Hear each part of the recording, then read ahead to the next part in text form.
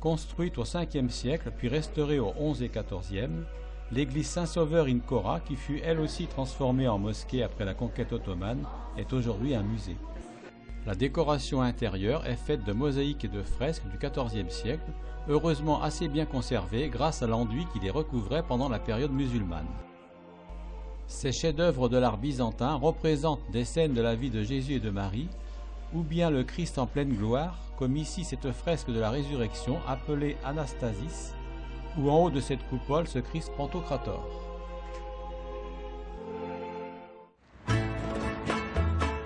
Nous embarquons maintenant pour une croisière sur le Bosphore. Notre parcours nous fera d'abord longer la rive européenne, puis au-delà du grand pont qui enjambe le Bosphore, nous traverserons le détroit pour atteindre la rive asiatique où nous ferons escale. Nous reviendrons ensuite en suivant cette rive jusqu'à la tour de Léandre située en face de la Corne d'Or.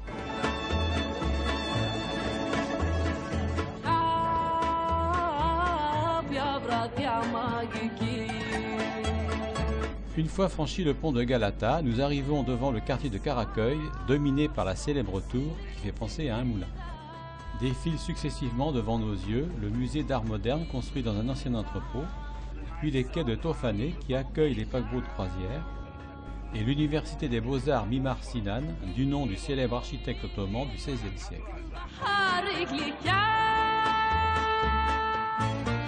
Nous voici devant la petite mosquée Dolmabahçe avec ses 2 minarets d'une grande finesse, puis devant l'immense palais du même nom, dont la grille s'étend sur une longueur de 600 mètres et que nous aurons l'occasion de visiter dans la semaine.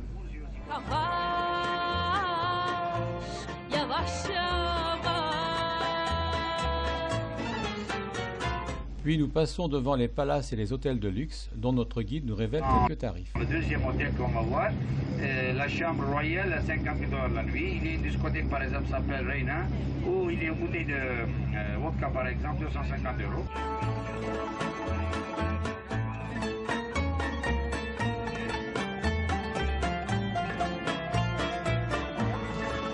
Nous arrivons en vue du premier pont du Bosphore, reliant le quartier d'Ortaköy côté européen au quartier de Beylerbeyi côté asiatique. Une autre petite mosquée, construite comme celle de Dolmabahçe au milieu du XIXe siècle, s'avance sur les eaux devant le grand pont suspendu. Ouvert en 1973, celui-ci a une longueur totale de 1560 mètres et la hauteur sous l'hôtel Billet est de 64 mètres.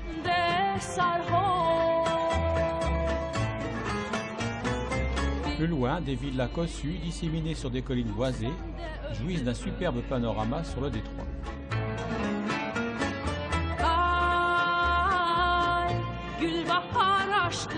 Au fond se profile le pont Fatih Sultan Mehmet, deuxième pont du Bosphore, mis en service en 1988.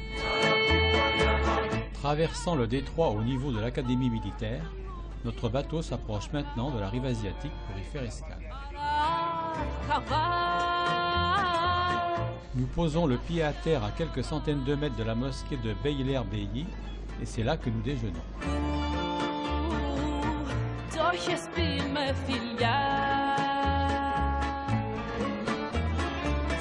Nous terminons notre croisière en regardant se dérouler la rive asiatique qui nous donne l'impression d'être plus calme et plus modeste que sa sœur européenne.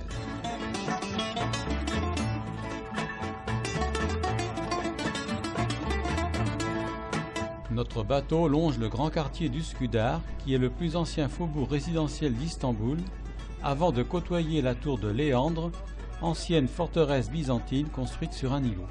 Successivement lieu de quarantaine, phare, point de contrôle douanier, la tour abrite aujourd'hui un restaurant.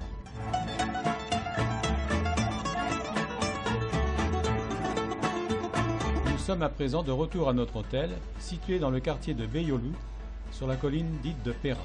À côté de la porte d'entrée, l'enseigne d'un salon de coiffure fait clairement apparaître le mot coiffeur, issu de la langue française comme tant d'autres.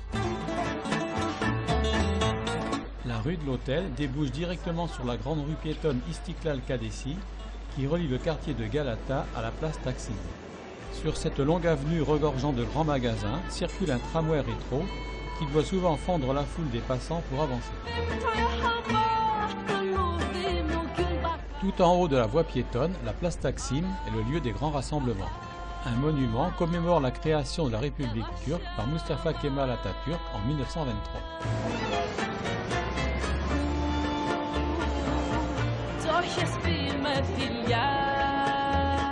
Nous quittons maintenant la place en empruntant le funiculaire pour aller visiter le palais de Dolmabahçe que nous avons aperçu lors de notre croisière sur le Bosphore. Nouvelle résidence à partir de 1856 des sultans en quête de modernité européenne, le palais de Dolmabahçe est bâti à l'emplacement d'un ancien palais plus modeste. Le terrain qu'il occupe a été gagné sur la mer dès le XVIIe siècle pour y aménager un jardin, et c'est là l'origine du nom de Dolmabahçe qui signifie en turc « jardin comblé ».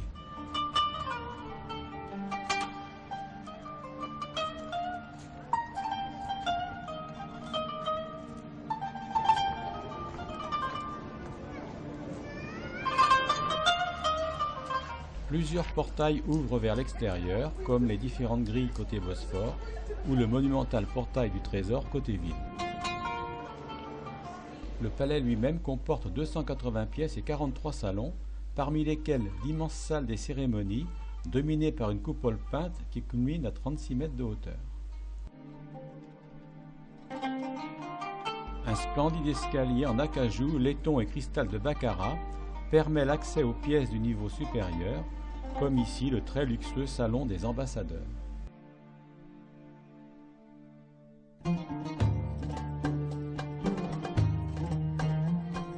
De nombreux lustres en cristal décorent ou éclairent petites et grandes pièces, comme celui de la salle des cérémonies, dont de la reine Victoria, ou ceux de la chambre bleue du harem que nous voyons ici.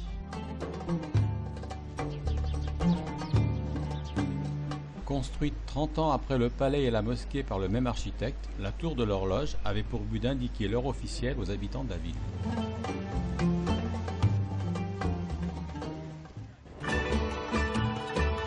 Nous embarquons maintenant pour une nouvelle croisière, cette fois-ci en direction de l'île de Büyükada, la plus grande des îles d'un archipel, les îles des Princes, située dans la mer de Marmara, à une vingtaine de kilomètres de l'entrée du Bosphore. Le bateau commence par longer la pointe du sérail et ses principaux monuments, le palais de Topkapi, le musée Sainte-Sophie et la mosquée bleue.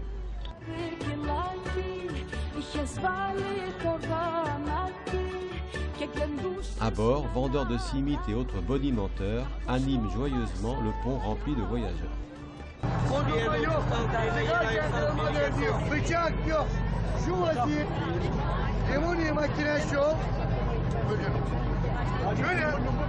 Yani hep gelirken soyuyor. Yapıyor.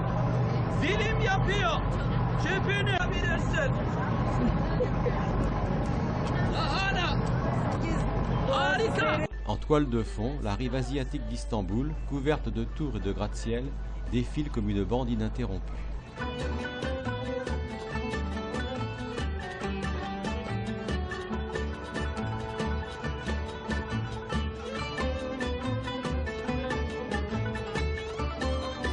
L'archipel des îles des Princes compte 9 îles et c'est dans l'une d'entre elles, Kinalyada, que le bateau fait sa première escale.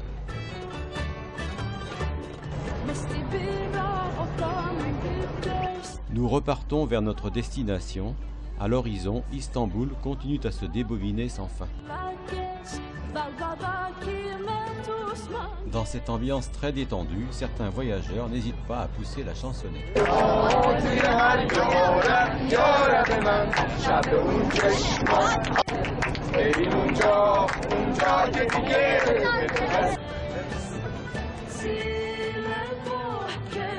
Nous voici maintenant débarqués à Büyükada, où nous découvrons un village paisible sans voiture.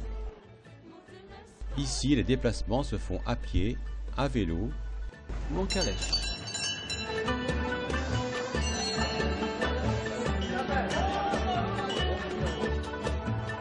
Dans le village au charme suranné se dressent encore quelques belles maisons traditionnelles en bois.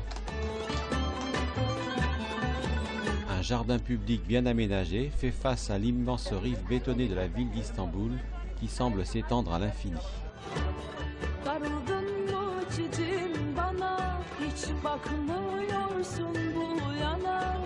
Nous Nous choisissons de découvrir l'île à pied en arpentant une petite route qui serpente au milieu des pins. Un balai incessant de sabots rythme notre promenade.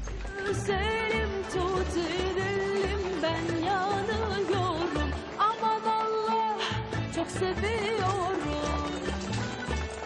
Esmerim güzelim tut edelim ben yanıyorum.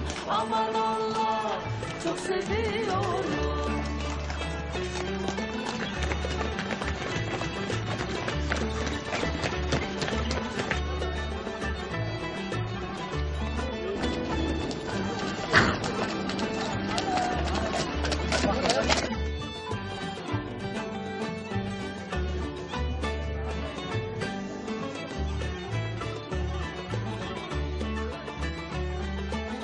À l'époque byzantine, Büyükada hébergeait des monastères et les empereurs y exilaient ceux qui étaient chassés de la cour. Plus tard, un exilé célèbre, Léon Trotsky, passa 4 années de sa vie dans cette villa laissée à l'abandon. Aujourd'hui, de belles propriétés jalonnent la route qui longe la côte près du village.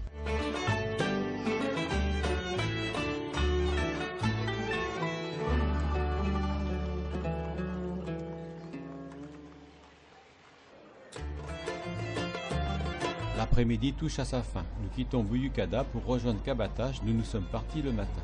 La nuit va tomber au cours du voyage retour, enveloppant peu à peu la côte et ne laissant plus apparaître que les silhouettes illuminées des grands monuments de la ville.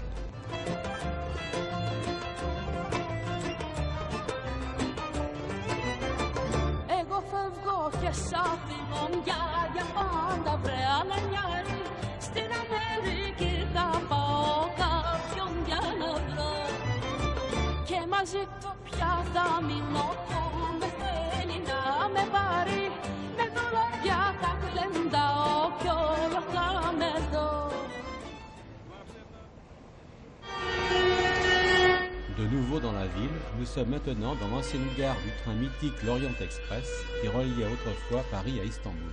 Nous assistons à une cérémonie de derviche tourneur qui s'offre en spectacle en ce lieu prestigieux devant quelques dizaines de touristes. L'ordre soufi des Mevlevi, appelé communément derviche tourneur, a été fondé au XIIIe siècle par le poète mystique Jalal al-Din al-Rumi, surnommé Mevlana. En imprimant le mouvement du corps dans des cercles répétitifs, le derviche cherche à entrer dans un état de transe et d'extase mystique qui le rapproche de Dieu, à l'instar de son fondateur Mevlana. On raconte que ce dernier fut pris d'une vive émotion devant un bazar où l'on battait de l'or et se mit à tourner dans un mouvement d'élévation qui le fit entrer en communion avec le divin.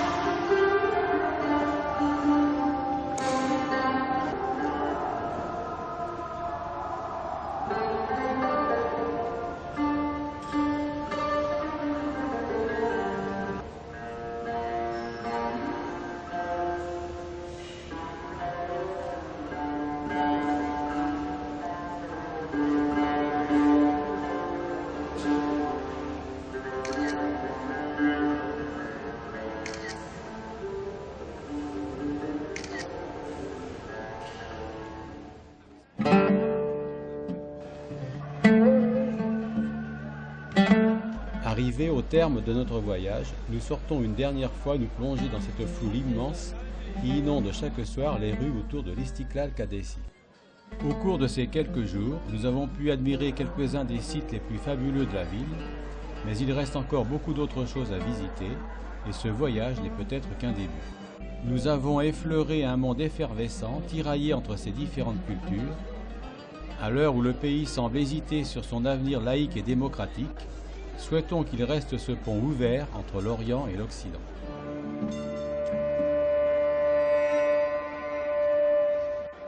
Ay İstanbul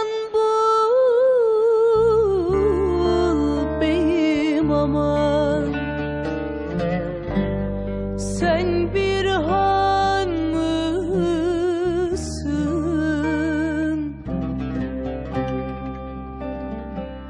Varan yiğitleri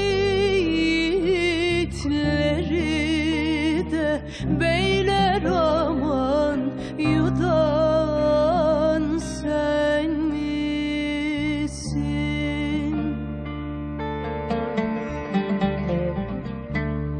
Gelinleri yansız koyan bir tanem sen misin?